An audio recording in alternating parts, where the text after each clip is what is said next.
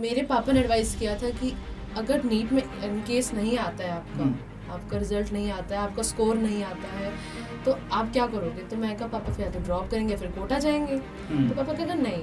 अब मैंने क्या किया, मैं बैठी रही। अच्छा हाँ, मैं 1 महीना बैठी रहती हूँ, अरे हाँ ये डेट आएगी। मैं काउंसलिंग में मैंने वेस्ट कर दिया। मैंने ये नहीं सोचा कि मैं सिक्योर हूँ कि नहीं, कि मेरा आएगा ही आएगा कि नहीं आएगा। जब मेरा यही चीज़ डावाडोल में रही कि मेरा आएगा या नहीं आएगा, और मैं फिर भी काउंसलिंग के लिए लगी हुई हूँ और बिना इस चीज़ के बारे में सोचे कि अगर मेरा नहीं आया तो क्या मुझे उसके लिए तैयारी करनी चाहिए कि नहीं, उस चीज़ पे मेरा ध्यान ही नहीं गया। और उस चीज़ पे ध्यान नहीं गया, इसकी वजह से मेरा जो 23 में मैंने दिया वो भी मेरा बेकार चला गया। तो लगता है कि आपको वो आता है, फिर भी आप उसको ऐसे सोचते हो कि यार मुझे तो आता है, मैं नहीं करती प्रैक्टिस, रहने दो। ये बहुत होता है मेरे साथ तो बहुत ही हुआ कि मेरे को आता है, ये ऊपर से देख ले, हाँ 1-2 लाइन पढ़ के हाँ मुझे आता है, लेकिन जब उसका कोई इनडायरेक्ट क्वेश्चन पूछ लेगा, आप वही मतलब कॉन्सेप्ट नहीं आता है, बट आपको देख के लग रहा है कि यार आता है। ये बहुत गलती करी है मैंने। ये आई थिंक 22 में भी जब मैंने पेपर दिया उसमें भी मैंने बहुत गलती करी है। अरे मुझे तो आता है, मैं इसको बाद में देखूंगी, अरे मुझे आता है, मैं इसको, वो बात कभी नहीं आता, उसका कोई कल नहीं, क्योंकि है इतना अनंत ब्रह्मांड टाइप हमारा सिलेबस कि उसका फिर आ ही नहीं पाता है। सही है। थर्ड ईयर में जब आप आते हैं, आपको फेयरवेल मिलती है, डीयू की बात कर रहा हूँ मैं, तो फेयरवेल वगैरह लेने के बाद जब गुड बाइज वगैरह कह देते हैं फ्रेंड्स सारे, उसके बाद एक फर्स्ट ईयर में आना है एक ऐसे मतलब कोर्स में जो कि बैचलर्स का कोर्स है, फीलिंग कैसी रहती है, मेरे को ये समझना है।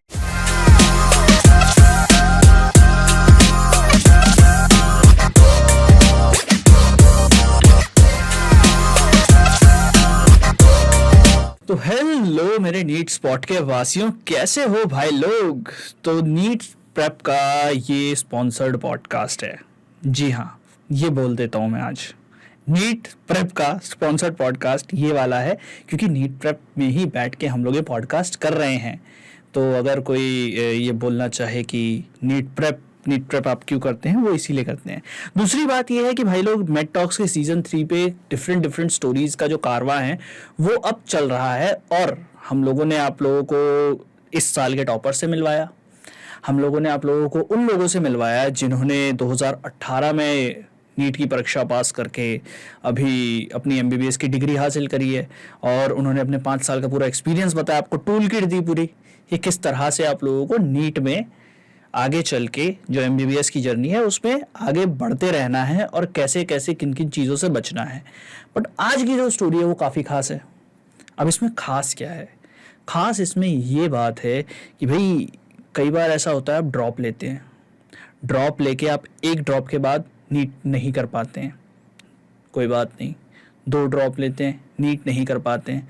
कई बार आपका ऐसा होता है कि उस टाइम पे आप कुछ भी नहीं कर रहे होते, बट ये कहानी में ऐसा नहीं है। इन्होंने 2 ड्रॉप लिए हैं, 2 ड्रॉप 3 ड्रॉप जो भी इन्होंने लिए हैं, बट साथ के साथ इन्होंने एक एक्स्ट्रा चीज़ करी है। जिस दिन इनका नीट का एग्ज़ाम था उसी समय पे इनका जो है एक और एग्ज़ाम चल रहा था जो कि इनके कॉलेज का एग्ज़ाम था।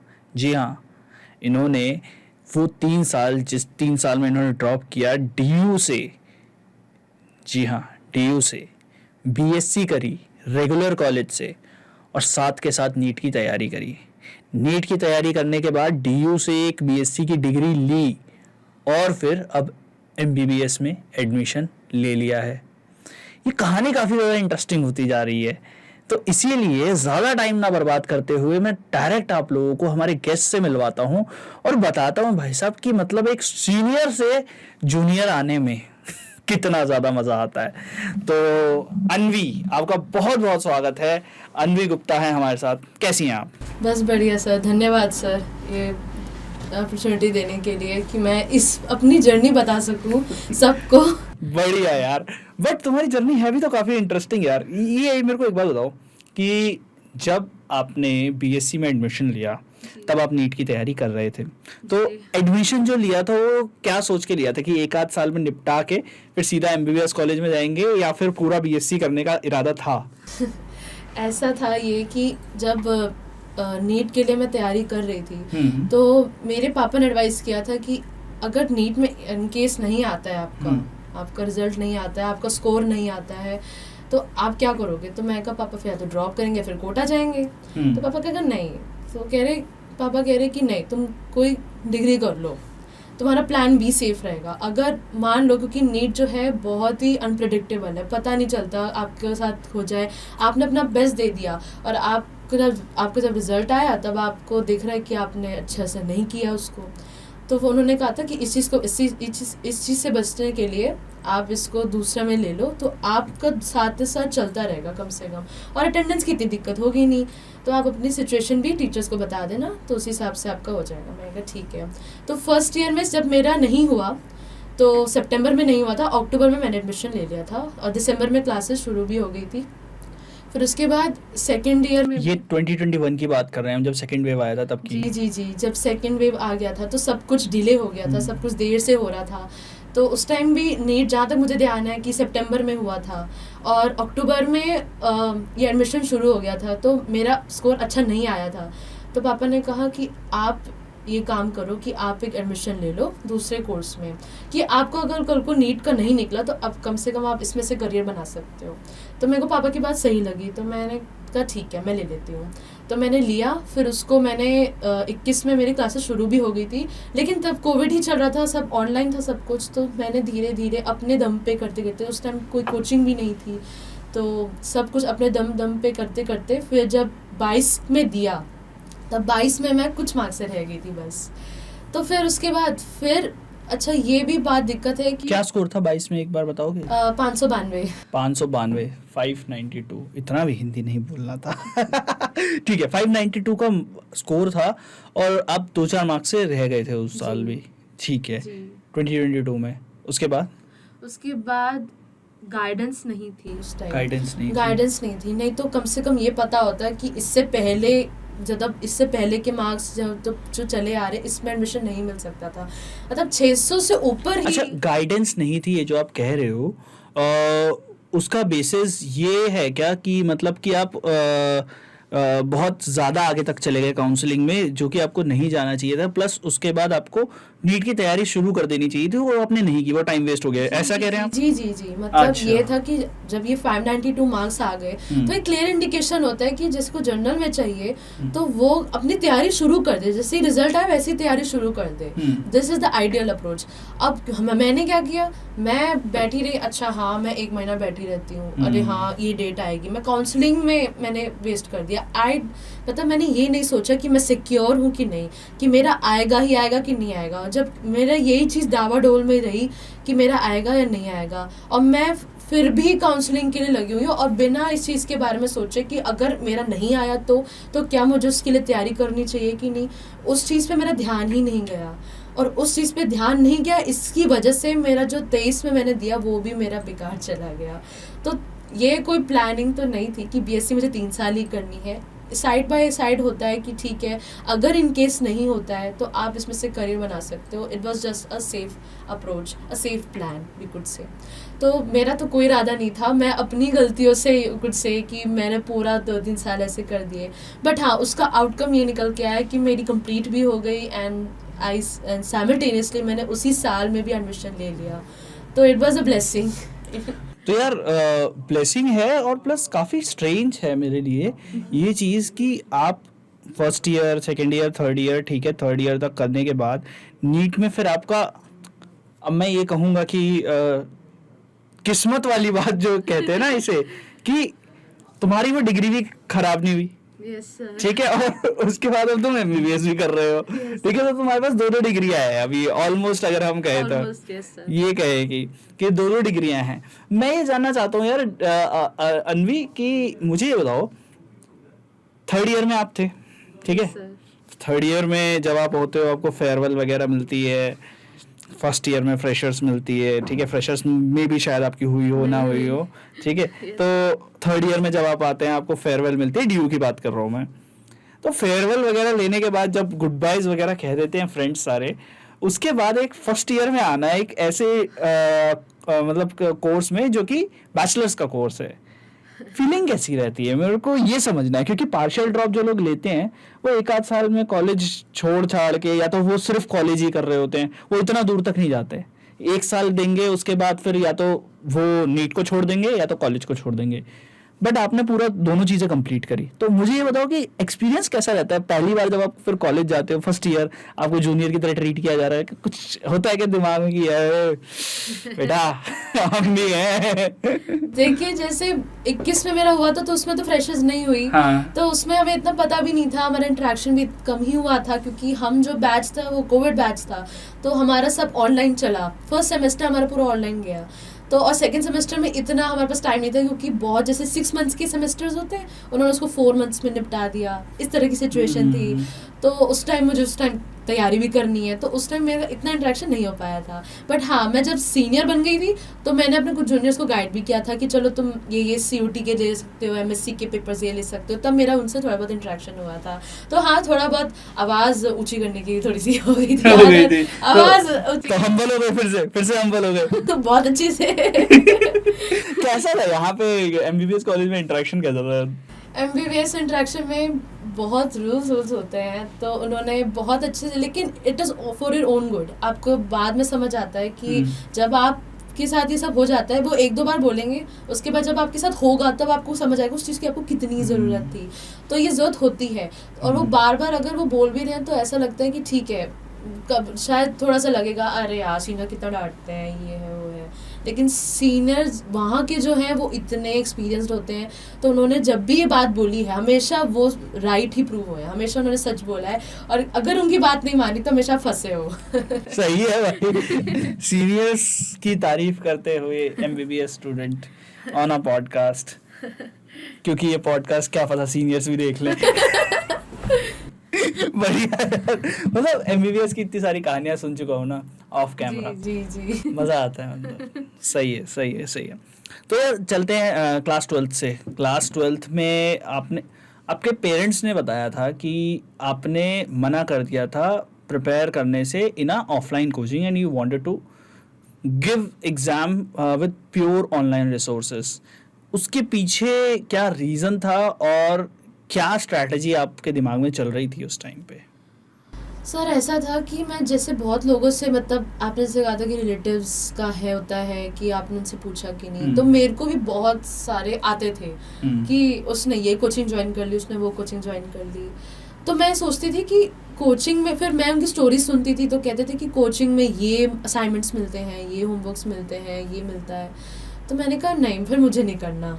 तो मैंने कहा मैं अपने दम पे मैं अपने आप को ज़्यादा टाइम दूँ सब्जेक्ट को, बजाय कि मुझे ये करना है, फिर मेरे स्कूल में ये कराया जा रहा है, फिर कोचिंग में ये कराया जा रहा है। तो मैं नहीं चाह रही थी कि बार बार मैं डिविएट हूँ। एक बार स्कूल में जो हो रहा है मैं उसको अच्छे से कर लूँ, थॉरली कर लूँ, और मैं उस सब्जेक्ट को अपना टाइम। कौन से स्कूल में थे आप?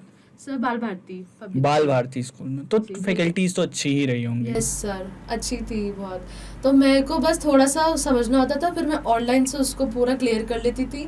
उसके बाद मैं उसे खुद का टाइम देती थी, मतलब मैं लाइब्रेरी भी ज्वाइन कर रही थी। मैंने लाइब्रेरी जो बाहर थी, मेरे घर के बाहर थी, स्कूल में भी नहीं, कहीं और थी, तो वहाँ पे मैं जाके पढ़ती थी, उसको अपना खुद का टाइम देती थी, खुद से समझती थी, और जो खुद से समझती थी तो वो परमानेंट याद रहता था। बढ़िया यार, मतलब तुम्हारी स्ट्रैटेजी को तुमने अपने हिसाब से मॉडिफाई किया, और क्योंकि उस टाइम पे ऑलमोस्ट सारी कोचिंग्स यार ऑनलाइन ही शिफ्ट हो गई थी। Yes sir. सो हमारे लिए तो कुछ फ़ायदा भी नहीं था एक ऑफलाइन कोचिंग में उतना सारा पैसा देना और फिर ऑनलाइन ही तैयारी करना। तो क्या क्या रिसोर्सेज लगाए थे आपने स्टार्टिंग से, अगर हम करना शुरू करें एनालिसिस? तो सर मैंने मतलब लेक्चर्स सर्च करे थे, तो लेक्चर्स देखती थी मैं डेली, मतलब डेली भी नहीं तो कम से कम। किन के लेक्चर्स देखते थे आप? सर वैसे तो अलग सर के देखते थे। अलग पांडे सर के, तो उनके फिजिक्स वाले लेक्चर्स देखते थे जो पुराने वाले होंगे, जो व्हाइट बोर्ड पे थे। ठीक है, सही है। दे वर गोल्ड लेक्चर्स, तो वो अच्छे थे। ठीक है। Yes sir. फिर केमिस्ट्री। क्या कहना चाह रहे हैं आप? वो अच्छे थे अब? ठीक है, ये सब और भी आ गए ना लेक्चर्स, अब मेरे को नहीं पता उसमें और अच्छा है उन्होंने किया है। सही। बट हाँ, फिजिक्स के वहाँ से गए, तो केमिस्ट्री और बायो? केमिस्ट्री सर मैंने शुरू में वेदांतु से थोड़ी सी की थी, अरविंद सर हैं जो अरविंद अरोड़ा से, वहाँ से की थी। और बायो मैंने इनिशियली खुद करी थी, उसके बाद मैंने आई थिंक ऋतु रतिवाल है ma'am from Unacademy I think, तो उनसे मैंने 1-2 लेक्चर्स लिए थे बस। ठीक थोड़े है। बहुत। बाकी मेरी so ma'am, all in all, हाँ, बाकी आपकी मैम? बाकी मैम थी स्कूल में, वो अच्छा पढ़ाती थी। She has this undivided attention, क्योंकि हम सब 7 स्टूडेंट्स थे बायो में। है सही में? Yes sir. भाई साहब। पूरी अटेंशन मिलती थी तो जरूरत ही नहीं पड़ती थी। अच्छा, तुम्हारे कितने मार्क्स आए थे बायो में 12th में? सर 100। 12th। मतलब क्या ही बोले यार। 100 में से 100 आए हैं भाई बायो में, तो कोई सवाल ही नहीं है। सही है। बट फिर उसके बाद आपने, अच्छा तुम्हारे टाइम पे डीयू का जो एडमिशन होते थे वो मार्क्स के बेसिस पे हो जाते थे? मार्क्स के बेसिस पे हुआ था सर। अरे क्योंकि 22 में से शुरू हुआ था सीयूईटी। सीयूईटी है, हे भगवान, पाप है।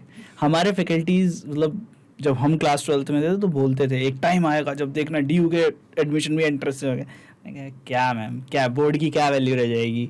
सर यही तो बात हम- हमारी मैथ्स सर ने कही थी, तुम अभी से नहीं पढ़ रहे हो, तुम अभी से नहीं कर रहे हो, तो तुम्हारा तो, मैंने मैथ्स भी ले रखी थी तो मैथ्स 11th हाँ। 12th में, यस सर 11th में मैथ्स उन्होंने 11th पढ़ाते थे तो उन्होंने बोला था कि तुम पढ़ते नहीं हो, ये है वो, तुम्हें ये सब करना चाहिए। तो मॉर्फोलॉजी इन प्लांट के साथ एरिया अंडर करो कैसे जाता था फिर? बस सर पास हो जाती थी मैं। यहाँ लिमिट्स लग रही है। सर वो बहुत ही गंदा टॉपिक था, बहुत ही गंदा चैप्टर था जो मुझे समझ नहीं यार आता था। ठीक है, मतलब तो ठीक है, फिर तुम टीचर गलत था तुम्हारा। नहीं सर, लिमिट्स आ जाती थी। चलो वो एक डेरिवेटिव का एक एप्लीकेशन थी, वो बहुत बेकार थी। एप्लीकेशन ऑफ डेरिवेटिव, जी। ठीक है। यार वो तो बेस्ट चैप्टर है। चलो कोई बात नहीं, वो हो सकता है कि समझने में दिक्कत होती थी। ज्यादा वो क्या नाम है उसमें इंफॉर्मेशन देते हैं ना क्वेश्चंस में, उसमें दिक्कत होती हो। हाँ ये होता है। बट हाँ, बैक टू योर बायो। तो बायो का फिर कैसे आप जो प्रिपेयर कर रहे थे साथ के साथ, वो कैसे कर रहे थे? सर बायो तो ऐसे थी कि बायो को मतलब पूरा चैप्टर पढ़ लिया थॉरली, एक बार पढ़ लिया, फिर हाईलाइट कर लिया, हाईलाइट करने के बाद उसको फिर से गो थ्रू किया जस्ट इमीडिएटली। उसके बाद उसको क्या कहते हैं, फिर मैं उसको 1-2 बार नहीं देखती थी। फिर जब पेपर्स थे, क्योंकि मैंने मॉक सीरीज भी ले रखी थी, टेस्ट सीरीज, तो मैंने जब उसका पेपर होता था तब मैं उसको फिर रिवाइज करती थी। तो बस उतना ही होता था मेरा बायो में 11th में। फिर 12th में भी इतना, तो ये था कि रिवाइज मैं 1-2 बार ही करती थी उस टाइम। ये था। सही है। अच्छा मैं एक चीज़ और जानना चाहता हूँ, बायो में तो आपके 100 में से 100 आ गए, ठीक है।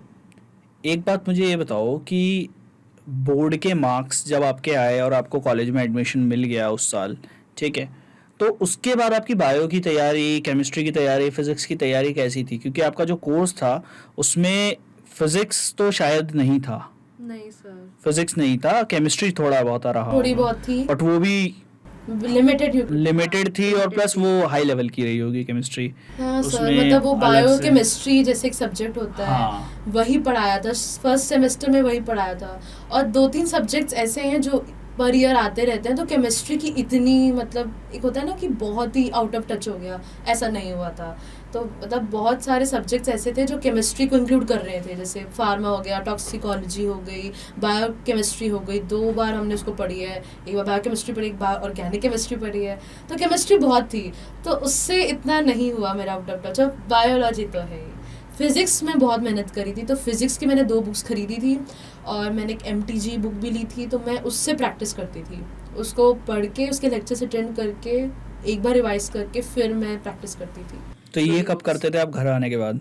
घर आने के बाद सर कभी छुट्टी ले ली, तो छुट्टी लेने के बाद लाइब्रेरी चली गई, लाइब्रेरी पढ़ के फिर वो सब करती थी प्रैक्टिस। सही है। तो कॉलेज टाइम पे आपने क्या किया था कि आपने काफ़ी ऐसा काम कर रखा था कि आप लेक्चर देख लोगे, आप क्वेश्चंस लगा लोगे, किताबें वगैरह, तो किताबें कैरी कैसे करते? बैग में कैरी करके लेके जाते थे? यस सर, ओ भाई साहब। एक किताब मेंटेन कर रखी थी बस फॉर कॉलेज लेक्चर्स, और 2-3 मैं अपनी लेके जाती थी for just for physics practice. वो तो है, वो तो कम से कम या तो एक दिन पूरा देती थी, या फिर एक के साथ बायो, जैसे कई बार हो जाता है एग्जॉस्ट हो गए करते करते, तो तब मैं बायो ले जाती थी, या कभी केमिस्ट्री ले गई थी, तो इसके हिसाब से बैलेंस करती थी। फिजिक्स रोज करती थी। तो तुम्हें फ्रेशर्स तो नहीं मिली, नहीं सर। बट उसके बाद तुम्हें ट्रॉमा मिला कि 6 महीने का जो सेमेस्टर होता है वो 4 महीने में हो जाएगा, ठीक है। Yes sir. उसके बाद लेक्चर्स भी अटेंड करने हैं क्योंकि अटेंडेंस चाहिए, यस सर। ठीक है, क्योंकि सारे टीचर्स तो नहीं मानते हैं कि तुम्हें तैयारी करनी है। Yes sir. और उसके बाद क्योंकि दिल्ली यूनिवर्सिटी का भाई मुझे पता है तुम्हारी लैब्स भी होती हैं हफ्ते में कितनी 2 से 3 लैब्स तो होती होंगी यस सर 3 4 घंटे की 4 लैब्स हाँ सर 4 घंटे की 3 से 4 लैब्स होती हैं और पर डे के हिसाब से तो हाँ 4 घंटे पर डे Per के day हिसाब के हिसाब से। पर डे के हिसाब से मतलब मतलब क्या? एक सब्जेक्ट की 2 घंटे हो गई फिर एक सब्जेक्ट की 2 घंटे अच्छा तुम्हारी 2-2 घंटे की होती थी ऐसे यस हमारी 4 घंटे की लगातार होती थी खड़े खड़े बवाल हो जाता था मतलब केमिस्ट्री लैब में तो यार खड़ा ही रहना पड़ता है उसमें तो बैठने का कोई ऑप्शन ही नहीं है तो लैब्स भी मेंटेन करनी है और लैब मैनुअल भी बनानी है क्योंकि बिना लैब मैनुअल के तो तुम्हें घुसने भी नहीं देंगे first year was quite relaxing कि ठीक है हमें ज्यादा अटेंडेंस का भी नहीं था मैम भी थोड़ी अंडरस्टैंडिंग थी बट शी सेड कि सेकंड एंड थर्ड ईयर में तुम्हें भैया अटेंडेंस देनी है ठीक है अटेंडेंस तब दे देंगे अभी फर्स्ट ईयर में लेकिन उस टाइम भी नहीं हुआ थोड़ी दिक्कत ये हुई कि मैंने छुट्टियां भी मार ली मैम ने सिचुएशन भी समझ ली फिर भी उस टाइम में कुछ मार्क्स से रह गई उसका थोड़ा दुख हुआ था फिर उसके बाद उसमें फिर मैंने प्रिपेयर ही ढंग से नहीं किया था सेकंड ईयर में फिर मैंने जब 23 का दे दिया तब मुझे समझ आई सिचुएशन क्या है मेरे साथ मैंने क्या गलती 23 में कितने मार्क्स आए थे सर अराउंड 573 अरे यार कम हो गए कम हो गए कम हो और गए धक्का 592 से लग गया। 573 Yes, हाँ sir, और धक्का लगा तो समझ आया कि क्या कर रहे थे तो अपने ऊपर पटकी मारी यार ऐसे क्यों कर रहा समझ क्यों नहीं समझ आया तब मैंने फिर मैं कहा चलो अब मैं लगती हूँ काम पे फिर मैंने जून फिर से third year में आया Yes, sir. बस पेपर खत्म करते ही मैंने फिर शुरू कर दिया था प्रिपेयर करना तो प्रिपरेशन फिर इस टाइम पे कैसे की और क्या डिफरेंट किया जो आपके सिलेक्शन तक चांसेस बन गए सर वैसे कह रहे थे कि थर्ड ईयर में अटेंडेंस चाहिए मैंने ले लिए थे अच्छी छुट्टी ले ली थी मैं 2 एग्जाम्स होते जैसे इंटरनल तुम्हारी क्लास के सीआर वगैरह नहीं थे क्या थे सर तो बना के नहीं रखी थी उनसे सर, कि वो प्रॉक्सी किसी लगा को दिया किसी की नहीं लगाती थी प्रॉक्सी तुम लोग बोरा वोरा लेके पीटते थे इनसे उन लोगों को कंबल उम्बल डाल के पीटना होता है ऐसे सीआरओ को मतलब पूरा गर्ल्स कॉलेज था तो पूरा गर्ल्स कॉलेज था तो क्या फर्क पड़ता है उस अच्छा मतलब लौंडे ही पिटने आए हैं दुनिया में हैं ये क्या बात हुई नहीं सर वो ऐसा था वो किसी को फेवर नहीं करती थी किसी को तो तभी तो सब मिलके एक क्लैन बनाएंगे बोरा डालेंगे देखो ऐसे होता है सर्दियां होती है तो एक जैकेट होती है ठीक है Yes. और गर्मियां होती हैं तो या तो रुमाल या फिर बेसिकली आप कुछ कपड़ा बड़ा वपड़ा लेकर कपड़ा होना चाहिए। बड़ा कपड़ा हो तो डालो और पीट के चले जाओ और बाद में भागना नहीं है उसको कंबल में अरे भाई क्या हो गया अरे भाई क्या हो गया मतलब तुम्हारे केस में बहन क्या हो गया अरे यार बचाओ बचाओ बचाओ बचाओ, अरे भाग रहे पकड़ो पकड़ो ऐसे होता है ये तो मतलब मैं ये नहीं कह रहा हूँ कि तुम लोगों को ऐसा करना है बट मारो यार ऐसे सीआरओ को मन मतलब बहुत करता था कुछ हाँ? कर नहीं सकता मन बहुत करता वही लेकिन सर वो टीचर्स की इतनी फेवरेट थी तो अगर उस पर एक आध कुछ चीज हो गई तो टीचर आ जाती थी तो ठीक है फिर दूर ही रहो मतलब ये टीचर्स के थोड़े बहुत काम कर देते हैं ना थोड़े जो बहुत। बच्चे हाँ वो ये Yes, जो sir. स्कूल टाइम से आदत सुधरे से नहीं है मजबूर। स्कूल टाइम से सुधरे नहीं है सही बात है तो सर उस आप टाइम ये- मैंने छुट्टियां बहुत मारी थी हाँ। तो मेरे ग्रेड्स भी गिर गए थे जैसे हम्म। पर ईयर के आते हैं तो मैंने कहा छोड़ो कोई बात नहीं अब if you are comfortable can you tell us your result of BSc total sir मेरे को सीजीपी याद नहीं है लेकिन मेरी 77 परसेंटेज आई थी 77% का मतलब है तुम्हारा सीजीपीए होगा 7.3 या 7.2 9.5 से होता है आई थिंक तो 9.5 का कुछ होता है हाँ 9.5 से मल्टीप्लाई करना पड़ता है थी सर बट 8 में सीजीपी आई ये 8 में सीजीपीए आई थी यस तो क्या फर्क पड़ता है फिर सही है वही लास्ट ईयर थोड़ा सा 6.5 सीजीपीए के बाद सब फर्स्ट डिवीजन है फिर कोई फर्क नहीं पड़ रहा है यस सर तो उस टाइम भी मतलब मैं जब ये हो गया था 24 में जब स्कैम आया था उसके हिसाब से भी मैंने प्लान कर लिया था कि अगर मेरा नंबर इन केस नहीं आता क्योंकि रैंक बड़ी मार्जिन पे थी मेरे तो मैंने सोचा था कि ठीक है अगर ये नहीं आता तो फिर एमएससी के साथ ही जाऊंगी एमएससी कौन सा सर एमएससी मैंने 2-3 एग्जाम्स दिए थे एक फॉरेंसिक का दिया था और एक यार ये बहुत सही फिजियोलॉजी का दिया था हाँ तो मेरा तो नंबर आ भी गया था ऑलमोस्ट फॉरेंसिक में आ गया था सर फिजियोलॉजी में भी आ गया फिजियोलॉजी में भी आ गया था एम्स नागपुर में आ गया था ऑलमोस्ट अप्लाई करती तो मुझे सीट मिल जाती सही है और फिर के और फॉरेंसिक में मेरा बीएचयू में आ गया था मैंने बस पेमेंट नहीं की जस्ट थोड़ा सा इस चीज से भटकूंगा बट फॉरेंसिक भी एक बहुत अच्छा कोर्स है गाइस अगर तुम लोग क्रिमिनल चीज़ों में मतलब थोड़ा सा इंटरेस्ट रखते हो कि क्रिमिनोलॉजी में वगैरह में इंटरेस्ट रखते हो तो बायोलॉजी का यूज करके किस तरीके से आप क्राइम इन्वेस्टिगेशन वगैरह करते हो, उसमें इन्वेस्टिगेटर्स को किस तरीके से हेल्प करते हो, वो आता है फॉरेंसिक्स में। मतलब फॉरेंसिक एक्सपर्ट जो तुम्हारा फ्लैश में बैरी एलन था ना, तो वो फॉरेंसिक एक्सपर्ट वो। सही सही सही सही। तो फिर फाइनली एमबीबीएस में तुम्हारा नाम आया? नहीं, फाइनली नहीं आया, फिर 4 जून को तुम्हारा रिजल्ट आया। तो तुम्हारी मम्मी ने बताया था काफी ज्यादा बढ़िया तरीके से तुमने चिल्लाया था। तो पहली बार जब रिजल्ट देखा तो क्या? मैं अपने रैंक को देख के मैं सोच रही मेरे को क्या कॉलेज मिलेगा। जैसे होता है कि मेरे को इस मार्क्स पे इतनी रैंक मिलेगी और ये कॉलेज मिलेगा। तो आई वाज वेरी हैप्पी कि ठीक है मेरे को इस उसमें मिल रहा है। क्या क्या सपने सजाए थे? सर मैंने तो सोचा था मुझे लखनऊ में अच्छा मिल जाएगा। आरएमएल वगैरह सोच रही थी लड़की, लखनऊ का आरएमएल सोच रही थी लड़की। यस सर, आरएमएल सोच रही थी। और दिल्ली तो पॉसिबल नहीं था, दिल्ली तो इम्पॉसिबल था। तो मैंने ये सोचा था कि चलो इस पे तो मिल जाएगा, अच्छी सिटी में मिल जाएगा। और मैंने ये रैंक सोची थी ठीक है 6000 के आसपास आ जाएगा और इन्फ्लेशन करके 7 तक चला जाएगा, इससे ज़्यादा क्या जाएगा। मैंने अपनी रैंक देखी, मेरे को लगा कॉलेज तो मिली 23, वो भी 23,000 भाई साहब। और मेरा रोना ही निकल गया। मैं कहा अभी भी इतनी मेहनत करने के बाद अभी भी यही रैंक, अभी भी इतनी फिगर्स, 5 फिगर्स। मेरे से नहीं रहा गया, मैं रो दी। फिर मेरा परसों पेपर था, एक मतलब 6 तारीख को पेपर था, 4 तारीख को रिजल्ट आया है, 6 तारीख को पेपर है। 6 तारीख को पेपर था सर। और 6 तारीख को ही शायद एनटीए ने शायद वो भी निकाला था, टॉपर्स की list kind of. Sir toppers की लिस्ट, हाँ सर पता तो लग रहा था कि पता नहीं क्या हुआ है, लेकिन अपने रैंक और अपने मार्क्स को देख के तो ऐसा लग रहा था कि मैंने क्या किया, मैंने शायद ढंग से किया ही नहीं है। मतलब मुझे फिर से तैयारी करनी पड़ेगी इतनी। मतलब मैं जो 2 महीने थे, मार्च और अप्रैल, बड़े मुश्किल से काटे हैं। इसके भी एमएससी की भी तैयारी कर रही हूँ, कॉलेज के पेपर की भी तैयारी कर रही हूँ, नीट की भी तैयारी कर रही हूँ, और आ रही हूँ लाइब्रेरी से जा रही हूँ, फिर घर आ रही हूँ, फिर कॉलेज जा रही हूँ। इतना मेरे पे प्रेशर था, मैं भूल चुकी थी अपने आप को मैं हूँ क्या। बहुत बुरी हालत थी मेरी। तो वो सब याद आ रहा था उस दिन 4 तारीख को, तो मेरा फिर रोना ही निकल रहा फिर उसके बाद। सही है भाई, बहुत खतरनाक स्टोरी है। बट मैं एक चीज़ फिर भी वो कर लेता हूँ।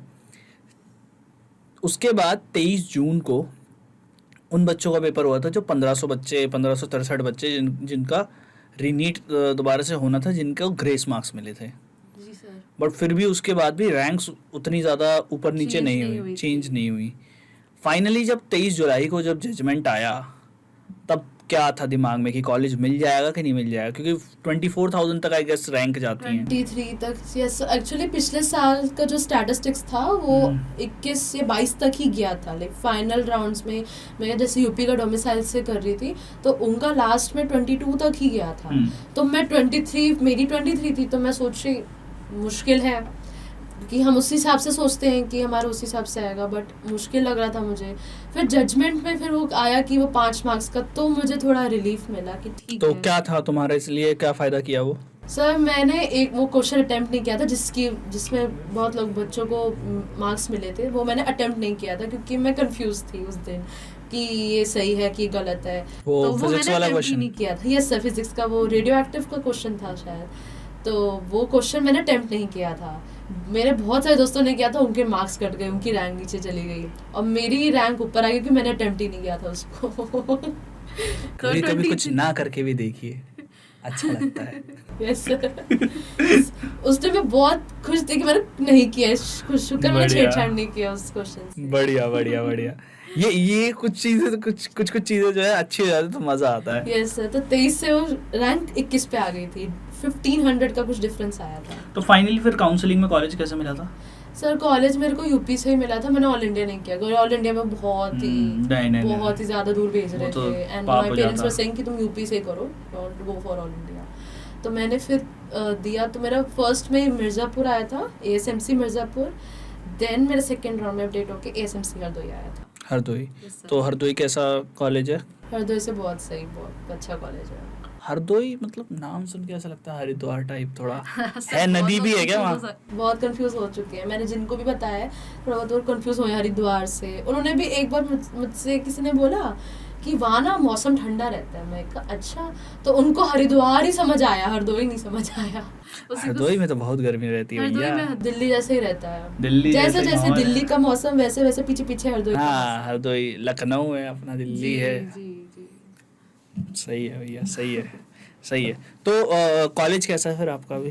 तो कॉलेज बहुत अच्छा है, और कॉलेज हमारे बढ़िया। जैसे हम आए हैं उसी हिसाब से हमारे प्रिंसिपल सर भी नए आए हैं। नए आए हैं, जी ऐसा, तो उन्होंने बहुत मतलब उन्होंने कल्चर अच्छा कर रखा है बहुत कॉलेज। अच्छा कर रखा है, बढ़िया बढ़िया। एंगेजिंग कर रखा है बहुत।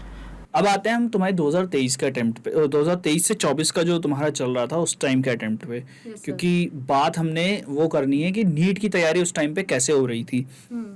तुम 2 अटेम्प्ट 3 अटेम्प्ट दे चुके हो, और फिर उसके बाद अब तुम्हें डिसाइड करना है कि भैया कैसे कैसे तैयारी करनी है। चेंज क्या क्या किया तुमने और किस तरीके से उस चेंज को इम्प्लीमेंट किया?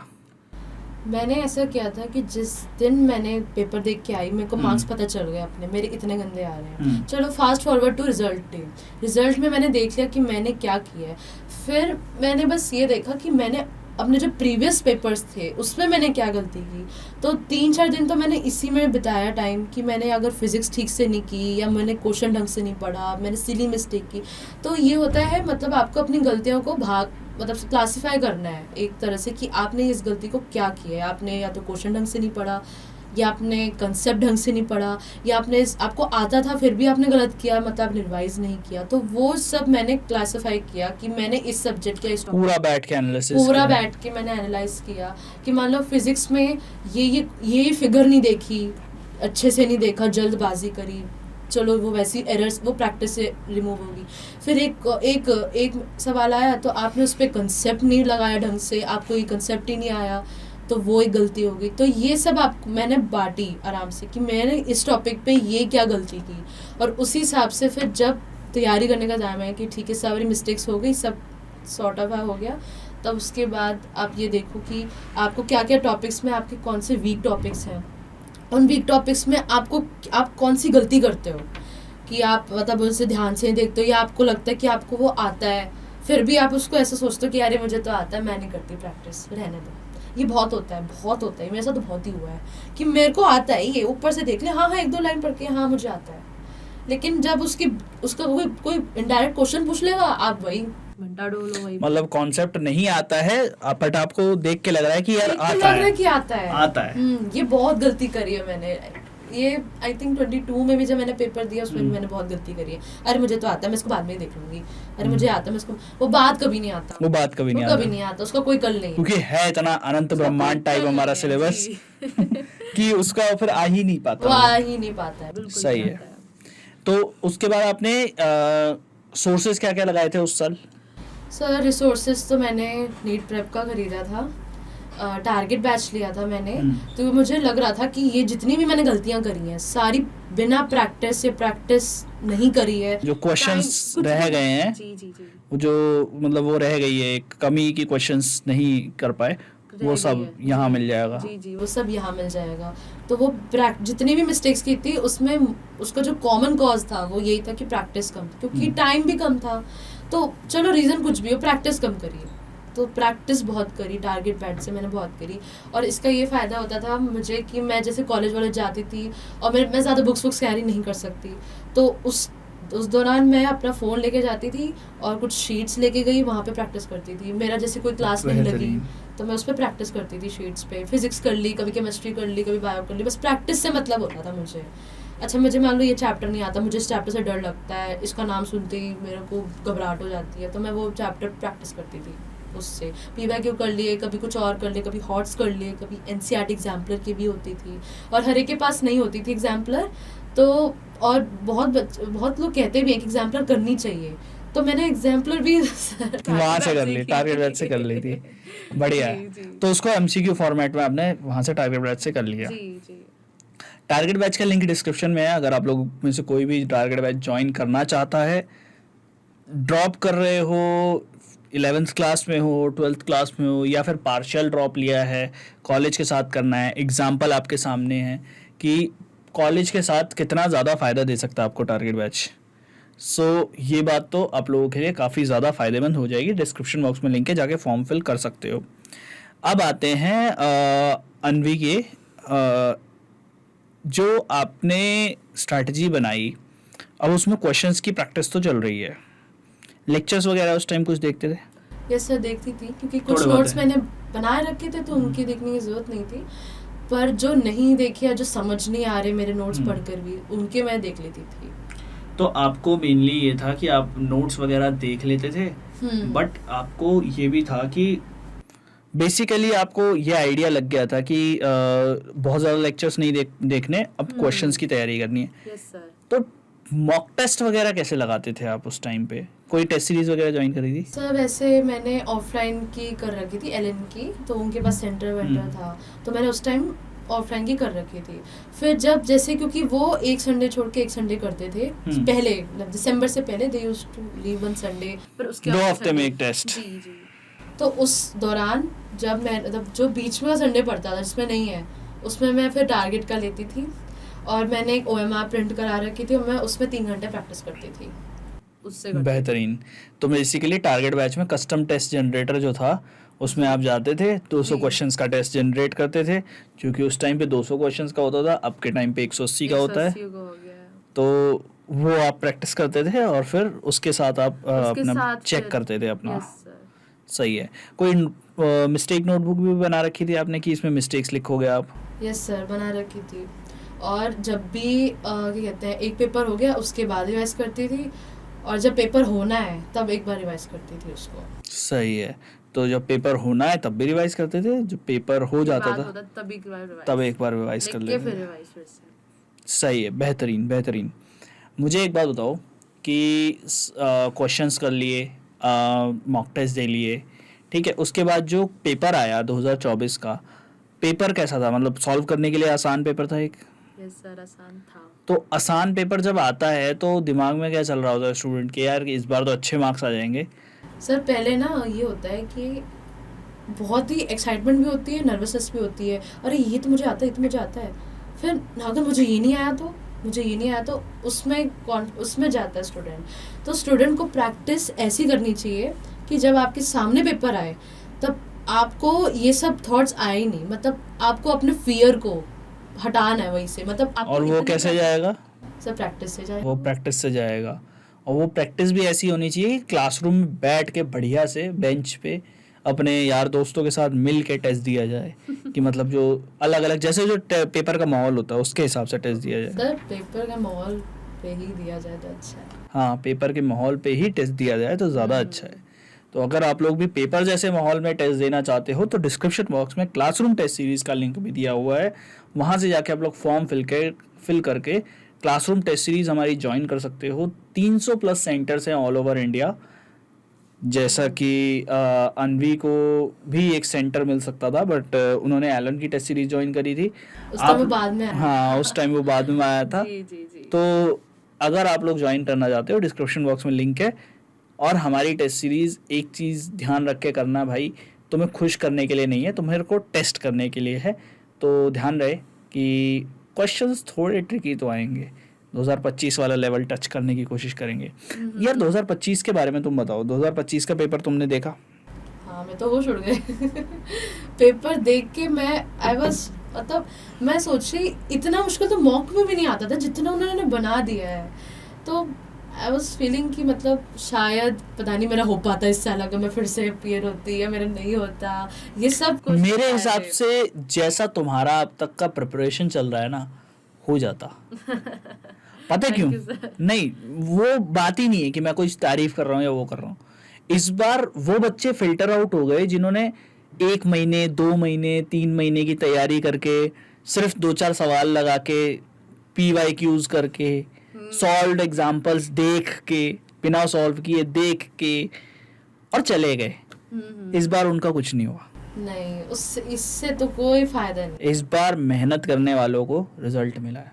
Yes sir. इस बार उनको मिला ही नहीं जो मतलब क्रीमी लेयर जिन्हें मैं कहता हूँ, कि जो क्रीम खा के निकल जाते थे ना, उनका नहीं हुआ कुछ भी। इस बार मेहनत करने वाले तब बच्चों आपने अगर डीप उसका मतलब आप उसकी गहराई में नहीं गए हो हाँ। तो फिर आपको कोई तुम्हें अगर ये नहीं पता मुझे ये वाला क्वेश्चन करना है, ये वाला क्वेश्चन छोड़ना है, तो तुम सॉल्व कर ही नहीं सकते थे पेपर, क्योंकि पेपर में था ही यही, आगे बढ़ने के लिए तुम्हारे पास था ही। सही है, सही है, सही है।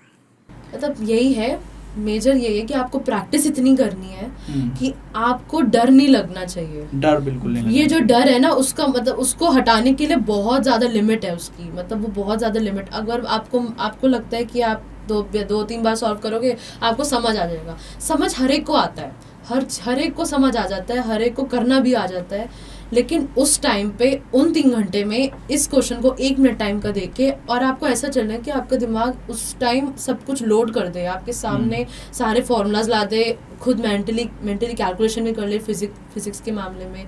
तो वो सब इतनी स्पीड से होना चाहिए, इसलिए इतनी प्रैक्टिस करने के लिए सब लोग फोर्स करते हैं कि आप 10 बार रिवाइज करो, या आप 10 बार प्रैक्टिस करो, या इतना इसको करो, अब इसको इस क्वेश्चन को इससे सॉल्व करो, या फिर आप मॉक्स में ये सॉल्व करो। तो इसलिए इतना एम्फेसाइज दिया जाता है, क्योंकि जब वहाँ जाओगे तो वहाँ जाके सबको लगता है हाँ सही है, लेकिन प्रेशर जब आता है तो प्रेशर सब धीरे धीरे धीरे धीरे आपकी मेमोरी से गायब कर देता है। 2-3 साल में मैंने बहुत एक्सपीरियंस किया है, और जब नीट प्रेप से मैंने प्रैक्टिस की तब मुझे समझ आया कि ये सब इतना लोग क्यों बोलते थे कि इतनी प्रैक्टिस ज़रूरी है, क्योंकि उस फियर को जब तक आप ख़त्म नहीं करोगे, क्योंकि फियर बहुत जल्दी आता है, 1 सेकंड नहीं लगता उसको आने में।